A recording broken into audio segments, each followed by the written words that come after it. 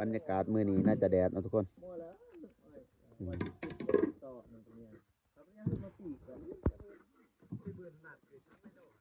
ทุกคนมาเบิ่งมื้อนี้เห็นแสงตะเวนแหน่จักหน่อยใครแน่ทุกคนหลังจากกินกาแฟแล้วข้าวเช้าก็บ่ทันได้ปั้นทุกคนเฮาก็สิได้ไปหาแกะเปลือกไม้จันหอมก่อนทุกคนเลย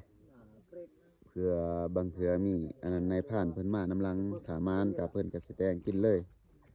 ส่วนซุมเฮาก็บัดหิวข้าวแล้วจังมากินทุกคนเพราะว่า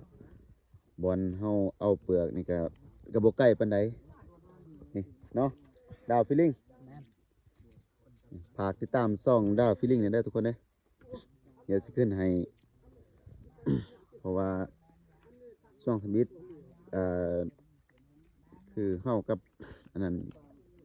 ดาวฟีลิ่งนี่แหละว่าสิเฮ็ดเพลง cover เพลงเนาะแต่สุดท้ายก็บ่ค่อยได้มีเวลาอยู่เฮือนก็เลยสิเฮ็ดอันนั้น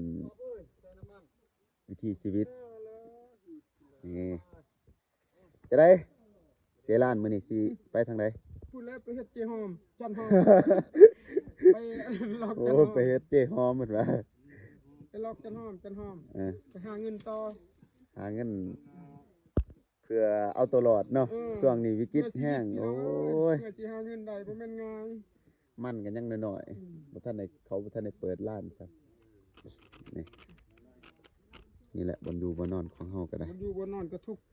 เบิ่งนี่อันนี้1